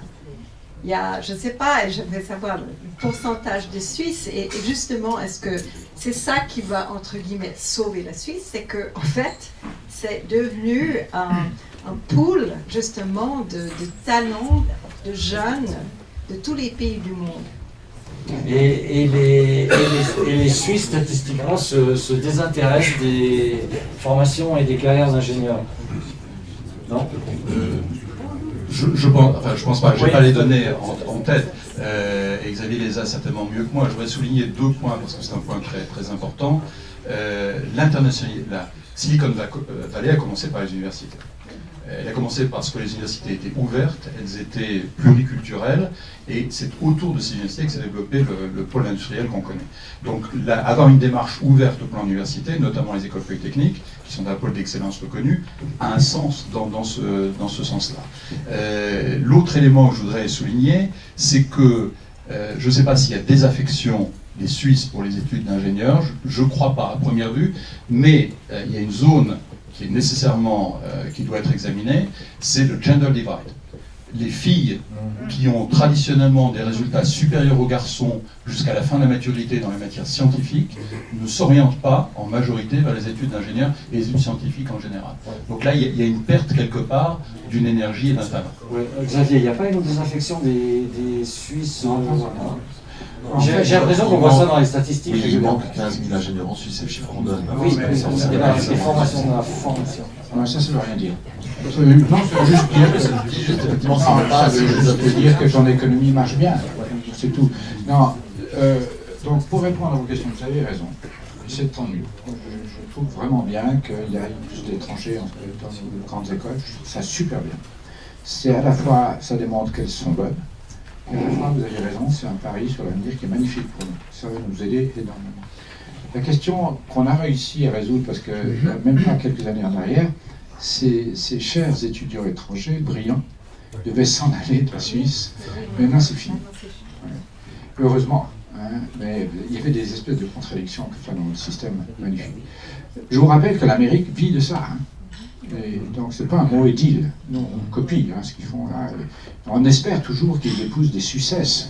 Pour répondre à Bruno là, vous voyez. Nous avons une vraie stratégie. Et là aussi, je peux que donner raison à madame, vous avez 100% raison. Je me souviens plus des chiffres de manière précise, mais si mes souvenirs sont bons, en fin d'études à l'EPFL, on est à peu près à 70% d'étrangers. Donc une large majorité. Aussi une majorité d'étrangers professeurs également. Et c'est clairement la force et la richesse de la Suisse. Et là aussi, pour revenir à des sujets d'actualité, dans des cas comme la libre circulation, on est intégré dans des programmes de recherche et d'échanges internationaux avec des locomotives comme les EPF qui sont essentiel, absolument essentiel. Et ça, le risque qu'on a avec la conférence voisine qui se passe à Gonesse-Marouga, c'est un risque majeur si on devait sortir de ces programmes de recherche. Aujourd'hui, pour 1 franc mis dans ces programmes de recherche, la Suisse en récolte 1,50 franc. On gagne de l'argent. Donc il ne faut pas trop dire à Bruxelles, ça va les énerver. Mais on a des niveaux de recherche et de programmes qui sont tels qu'on reçoit plus d'argent qu'on en donne. Donc on a un vrai besoin de rester dans ces programmes et de maintenir la libre circulation des personnes. Ok. Et on a répondu à la question. C'est vrai pour les sciences économiques aussi. Hein. Les écoles HEC, Saint-Gall, Lausanne et d'autres, le taux de... Hein, il n'y en a pas d'autres. Il n'y en a pas d'autres. Non, mais dans certaines facultés de sciences économiques, vous avez beaucoup plus d'étrangers que de Suisses. Et ce sont les seules formations, parce que dans toutes les autres sciences humaines, c'est pas le cas. Un point en complément, on manque globalement d'universitaires en Suisse. On est obligé d'importer, d'où la circulation aussi, on est obligé d'importer des cerveaux aujourd'hui en Suisse, et on manque de médecins aussi. On peut les importer sans libre circulation, mais avec la libre circulation, c'est on manque d'universitaires. Oui, monsieur. Une question, on a parlé beaucoup des universitaires, des universités, de la qualité des universités en Suisse. Et je me rappelle bien que l'apprentissage est quand même un pilier d'importance principale en Suisse. Comment ça se compare aux autres pays? Et deuxièmement, on parle de l'internationalisation des universités, mais les apprentis, en général, c'est suisse. Est-ce qu'il n'y a pas un clivage, un petit peu, entre les élites et le peuple, qui est exacerbé par cette différenciation? C'est suisse ou étranger deuxième génération, les apprentissages? Je vais laisser répondre M. Lanvin, mais enfin, je ne crois pas qu'il y ait de clivage entre les élites et le peuple, précisément puisque dans le système suisse, quand on est apprenti, on peut même devenir conseiller fédéral. Joël Claire, vous voulez répondre à ça? Alors on retombe sur Xavier. Non. Alors, il y a très peu de pays qui ont ce système d'apprentissage en entreprise et en cours. L'Allemagne et nous, et un peu l'Autriche aussi.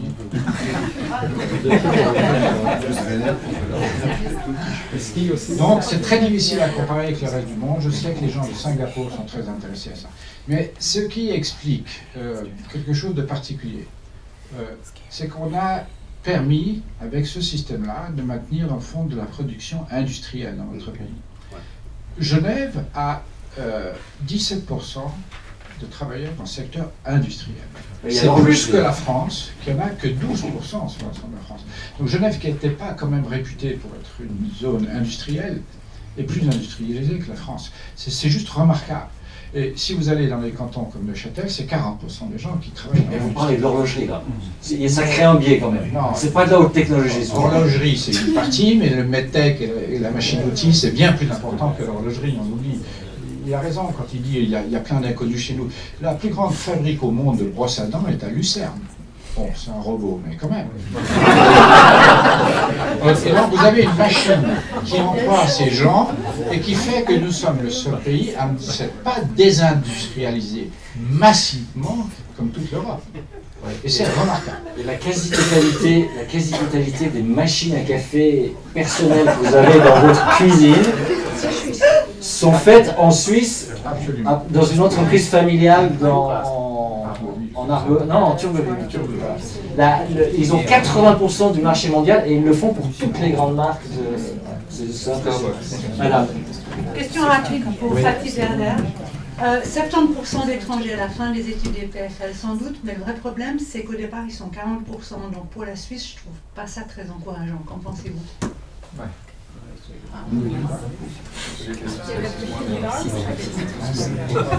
J'ai 40% d'étrangers au début et 70% à la fin. Ils se découragent. Les Suisses se découragent, ils sont évincés en fait. Bon, ce qui est certain, c'est qu'il y a ils deviennent journalistes. Non, c'est une bonne question, je ne sais pas pour quelle raison, mais il est certain que de nombreux étrangers arrivent en cours d'études aussi pour finir leur postdoc. Mais alors, c'est une bonne question, je n'ai pas analysé la réponse. Mais pourquoi les Suisses font une désertion des études? Intuitivement, je dirais pas, parce que j'observe un peu autour de moi, c'est qu'il y a beaucoup de gens qui commencent les PF et qui ensuite se réorientent dans une autre faculté et découvrant que c'est pas vraiment leur voie, etc. J'ai l'impression que les étrangers le font beaucoup moins parce que quand ils viennent ici, c'est pour les PF, point final. S'ils quittent les PF, ils rentrent à la maison. Autre question? Oui, monsieur. Voilà, c'est plutôt une question qui me vient quand on regarde de l'autre côté de la fenêtre. On a parlé très peu des services. Des services, que ce soit bancaires, les assurances, les... Vous parlez de la France? Oui. C'est vrai qu'on est entouré. Et donc je me posais la question, comment est-ce que l'innovation dans les services, parce qu'on parle beaucoup de choses un petit peu dures, sur la medtech et de types d'industrie, mais est-ce que c'est pris en compte dans vos statistiques? Et puis un autre aspect aussi par rapport à l'innovation, c'est l'innovation des politiques. C'est-à-dire, est-ce que c'est un facteur? Par exemple, en fiscalité, on peut imaginer que l'innovation est un facteur qui permet une différenciation dans la compétitivité entre un pays et un autre. Et donc la question, c'est est-ce que c'est également un facteur qui est pris en compte dans ce que vous étudiez? La réponse à la deuxième question est oui, indirectement, puisqu'on incorpore des données qui reflètent les opinions des milieux d'affaires, notamment vis-à-vis de ce qui se passe dans le domaine fiscal, etc. Donc, s'ils considèrent que quelque chose est innovant et positif pour améliorer le climat d'affaires, cette note-là remonte. Mais c'est une mesure indirecte, et encore une fois, ce qu'on appelle soft par rapport aux données tangibles. Sur le point de savoir si les services sont inclus, la réponse est oui. Et les services sont les domaines dans lesquels, en proportion, on a le moins de brevets et de licences par rapport à l'industrie où les choses sont bien catégorisées. Et ce sont sans doute les changements les plus importants. L'un des cours que j'enseigne à l'INSEAD, c'est sur les réseaux sociaux et la banque. Et je commence mon cours en disant, si vous ne comprenez pas les réseaux sociaux aujourd'hui, vous ne comprendrez pas pourquoi demain l'activité bancaire sera exercée par des entreprises que vous connaissez aujourd'hui et que vous ne connaissez pas comme des entreprises bancaires. Ce qu'on appelle un déplacement d'activité. J'insiste toujours sur le fait que Apple a sauvé l'industrie de la musique et que l'industrie de la musique ne le méritait pas. Elle méritait de mourir. Donc ce déplacement d'activité relève d'une innovation totalement servicielle. Il y a une infime part de technologie qui est très sous-estimée, qui n'est pas mesurable par le biais des brevets, donc de très faibles mesures, et qui mérite d'être soulignée. Donc on essaye de le faire dans nos indices, mais on n'a pas de mesure tangible pour le faire. Mais vous disiez, Xavier, qu'il y avait une manière de mesurer ça, non? Tout à l'heure, vous me disiez ça, non? Non, mais on parlait de l'innovation. Bon, dans les services, il y a une manière de mesurer quand même. On le mesure, c'est la productivité. C'est comme ça, c'est la seule mesure qu'on connaît. Mais juste à propos du politique, je vais une autre question. Oui, alors non, c'est Fatih Derder. Mon terrain favori, qui va pas se défendre. Heureusement qu'il n'y a pas d'innovation dans le politique. Non mais regardez, quand quelqu'un essaye d'innover, votre président en France, il ne faut pas innover en politique. Je m'explique. L'innovation politique, c'est le changement des institutions. Ça arrive assez rarement, de temps en temps, vraiment la structure en a besoin. Mais je dirais, il faut faire très attention. Ce que l'économie attend, ce que la science attend, ce que les gens attendent, c'est une continuité, une stabilité. Avant tout, c'est là-dedans que je peux, après, faire mes activités d'une manière relativement libre. Si ça bouge sans arrêt, c'est l'horreur totale.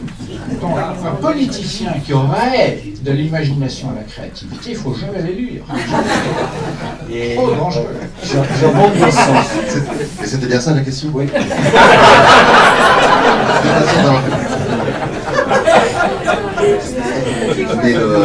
Non, mais c'est vrai que sérieusement, ce qui fait la force de la Suisse aujourd'hui, c'est la stabilité. Ce qui fait qu'elle est attractive aussi économiquement, que des entreprises puissent vouloir encore venir, c'est parce qu'elle est stable. Pour peu qu'elle ne soit pas lapidée par une série d'initiatives destructrices. Voilà.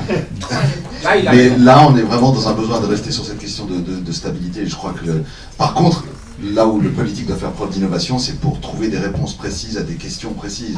Et là, je pense qu'on en manque un peu. Mais c'est peut-être pas de l'innovation. Là, je parle de créativité, peut-être, mais de sortir de certains schémas qui sont en général des schémas dictés par des lignes de parti et par des dogmes.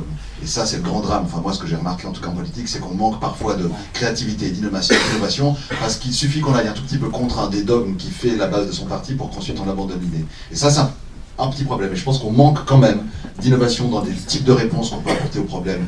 Par exemple, les problèmes auxquels sont confrontés les entrepreneurs en Suisse ou autres. Et ça, c'est des choses auxquelles on ne trouve pas de réponse aujourd'hui pour des questions de dogme la plupart du temps. Chaque fois que je peux amener une réflexion de mesures de soutien aux entrepreneurs, j'ai en général toute la gauche du Parlement qui estime qu'un soutien fiscal à qui que ce soit est une aide à baser là, point barre, et toute la droite qui estime qu'une aide directe, c'est imiter la France et commencer à partir en chaos parce qu'on va faire une politique centralisatrice, etc. Donc là, on a peu, disons, de capacité à vraiment innover, à sortir de certains schémas, pour répondre. Oui, très bien répondu. Oui, merci. Réponse et commentaires sans appel. Donc je prendrai un angle légèrement différent. Il ne faut pas confondre prévisibilité et créativité. Okay? On peut être tout à fait créatif tout en restant prévisible. Il suffit simplement de se donner des objectifs suffisamment clairs et à suffisamment long terme. La difficulté du politique, c'est de pouvoir se donner un objectif qui aille au-delà de son mandat. Ça se résume toujours à ça. Donc c'est là que se trouve le paradoxe. D'autre part, il ne faut pas confondre politique et secteur public. L'innovation politique, on peut la critiquer, on peut la considérer comme impossible à cause des échéances électorales en démocratie. L'innovation dans le secteur public est un besoin. On a besoin de montrer que du côté du secteur public, on peut innover, on peut penser différemment, on peut changer ses modes d'opération et ses modes de fonctionnement. Il y a 10 ans, quand on demandait à l'INSEAD de faire la liste des 10 oxymores auxquels on pensait, innovation dans le secteur public en faisait toujours partie.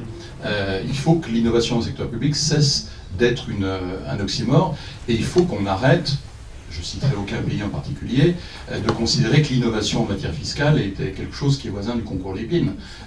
Ce n'est pas des petites innovations les unes à côté des autres, qui d'ailleurs se contredisent et se démentent dans le long terme, qui vont faire qu'on ait une nouvelle approche de la fiscalité. Donc là encore, l'innovation dans le secteur public doit répondre à des objectifs qui soient à l'échelle d'une génération et pas à l'échelle d'un mandat politique. Ok, très bien. Autre question? Oui, madame? Ce sera la dernière question, si vous me permettez. Oui, l'avant-dernière question, pardon. L'étude que vous avez présentée, qui a été faite sous l'égide de l'INSEAD, d'une institution, une grande école située en France, internationale mais située en France, peut-elle permettre aux acteurs, aux décideurs en France, peut-être, je suis désolée, je suis un petit peu émue, peut-elle permettre aux décideurs de se poser les questions de l'innovation en France? Quels sont les facteurs d'échec aujourd'hui de l'innovation en France? Pourquoi la France est-elle aussi mal positionnée? Et est-ce que la France pourrait s'inspirer du modèle suisse d'excellence en matière d'innovation? Merci. Oui,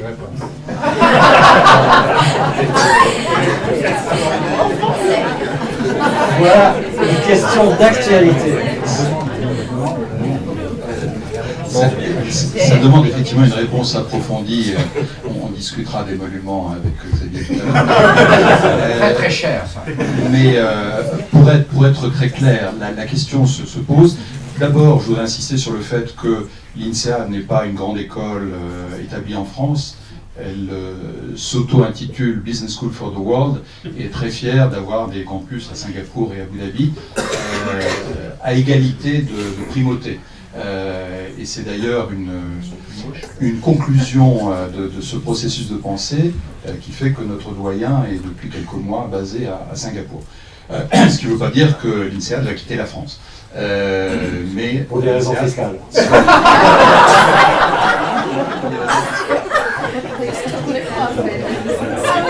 Ceci dit, la question demeure puisqu'on est entre autres actif et présent en France, est-ce que c'est là l'un des pays qui attache de l'importance à ce type de classement, qui souhaite y trouver des exemples ou des recettes? Et la réponse est progressivement oui. Ça a été longtemps non. C'est-à-dire que autant à la Banque mondiale qu'à l'INSEAD, il m'est arrivé souvent d'avoir des représentants du gouvernement français dans mon bureau pour protester contre le classement, et la raison était toujours sur la méthodologie. Donc on a eu une excellente discussion sur la méthodologie, on est d'accord en disant que si on avait une autre méthodologie, le classement serait différent, et ça s'arrêtait là. Par opposition à d'autres pays, j'ai un souvenir brûlant de l'Égypte, où j'ai été convoqué en présence du président, du Premier ministre, du ministre des Technologies, et qui m'ont dit on est très mal classé, la méthodologie est mauvaise devant la presse, etc. Une fois que la presse était partie, on a eu une autre réunion avec cabinet, ils ont dit bon, ça c'était pour la presse, maintenant qu'est-ce qu'on peut faire pour améliorer notre ranking? Donc il y a une dichotomie, il y a une schizophrénie quelque part. Quant aux leçons que la France peut tirer de la Suisse, il y a une recette pour qu'elle n'en tire aucune, c'est de les appeler par leur nom.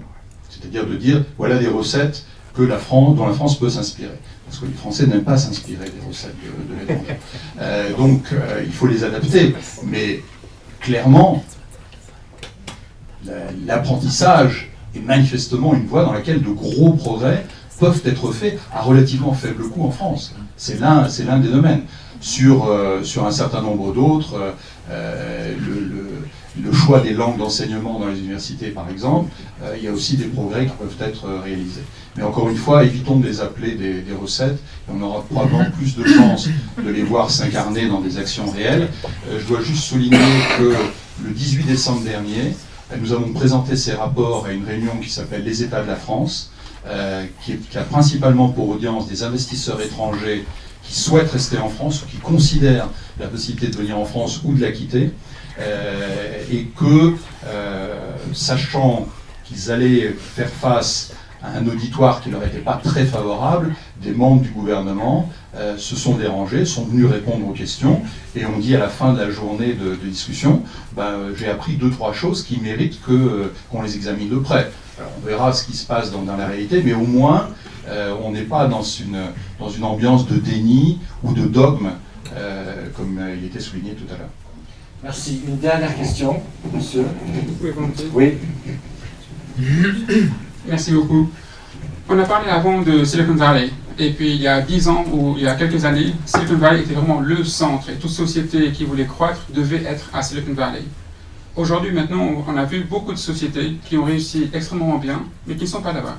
Et que Silicon Valley est en train de perdre de sa présence, de sa suprématie qu'on avait vu avant. Et puis en même temps, on a parlé maintenant du fait que, donc, on parle de nation, on parle aussi de société, on parle de région, de ville, mais aussi que l'innovation, c'est beaucoup, disons, driven par les individus, des individus qui peuvent être n'importe où physiquement. Donc à quel point est-ce que, lorsqu'on parle de tous ces index, est-ce que la géographie ne va pas, avec peut-être un peu de temps, notamment avec les technologies aujourd'hui, qui permettent de faire énormément de choses qui étaient inconcevables il y a quelques années, à quel point est-ce que la géographie va perdre un peu de son importance? Merci. Oui, Bruno? Alors, très rapidement là-dessus, parce que pour ne rien vous cacher, c'est l'angle qui nous a le plus excité au moment de la création de cet indice sur les talents. En quoi est-ce que la géographie va être modifiée par les technologies d'information, donc téléprésence, participation consultant, services à distance, etc., par opposition aux besoins de migration. Et les conclusions sont loin d'aller toutes dans la même direction.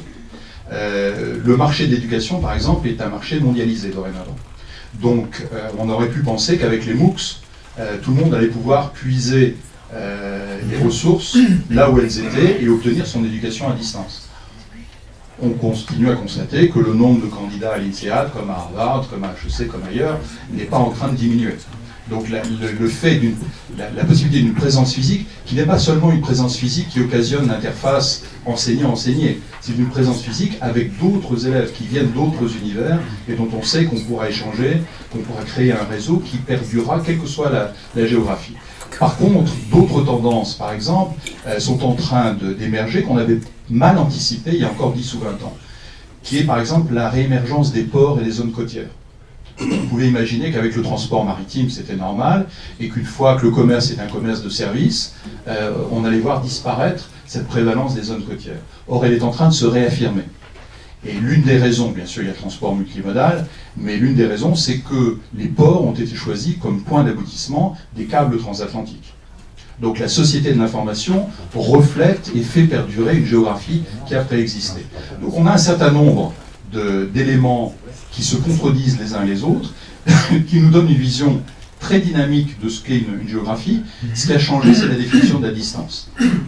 C'est-à-dire que deux villes peuvent être distantes de 4000 ou 10 000 km, et qu'il soit plus facile d'échanger entre ces deux villes qu'entre deux villes qui seraient à 200-300 km de distance l'une de l'autre. C'est ça qui a changé. Donc là, le globe n'a pas changé, la planisphère n'a pas changé, mais la rapidité d'échange de valeurs entre deux points de cette planisphère modifie radicalement les échanges. Oui, voilà, merci. Sur ce thème, Xavier, pour des raisons d'âge, vous avez droit au mot de la fin. Faites-en bon usage. Ça, c'est le genre de remarque que j'adore. Je savais. Non, mais vous avez raison. C'est très intéressant ce qui se passe, c'est que dans le fond, il y a une nouvelle géographie de l'innovation qui apparaît. Et comme Bruno l'a dit avant, c'est plus une affaire de ville qu'une affaire de pays.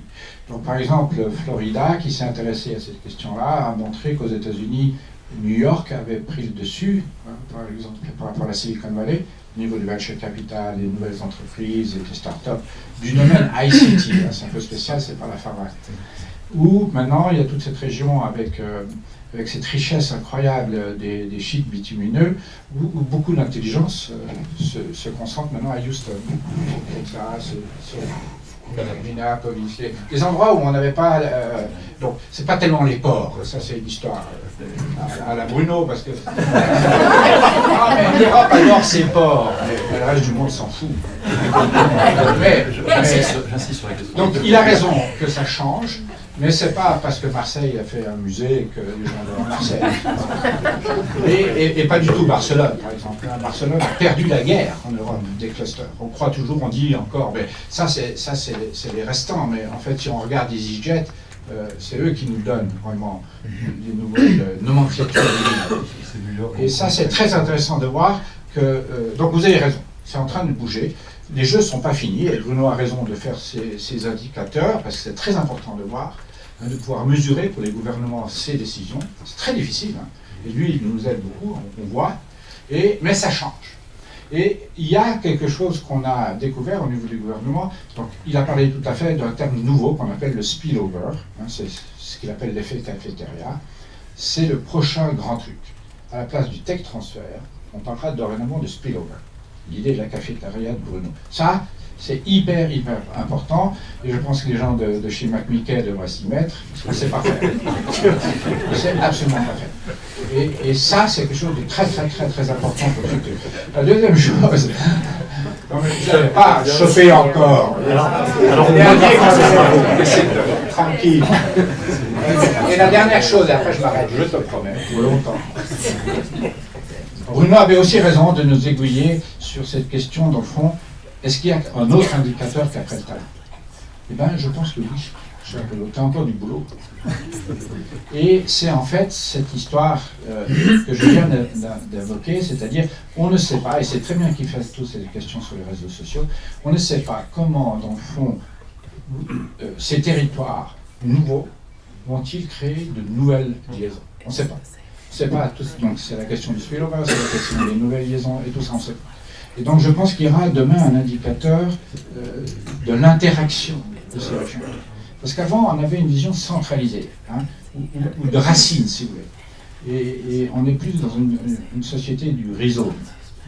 Et on ne sait pas faire ça. Et donc je pense que Bruno a vraiment beaucoup de travail. On devrait le laisser d'ailleurs, il devrait y bosser. Oui, alors le mot de la fin vous revient quand même, puisqu'il a été question de vous. Non, j'ai aucun problème, mais avec M. Xavier Sagesse, je crois qu'on a terminé la présentation de ce soir. Merci beaucoup. Hein. Voilà, on a dit merci.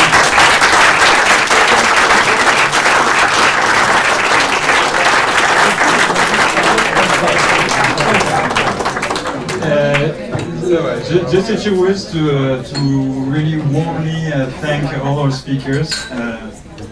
Et en français, pardon, oui. Voilà, juste pour prendre quelques secondes pour vraiment remercier nos 4 speakers et notre panéliste qui ont été magnifiques ce soir. Merci. Et donc, merci à vous de la part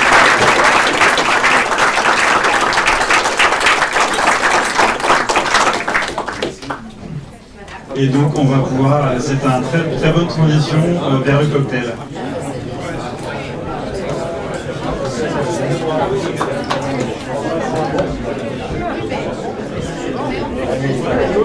Merci.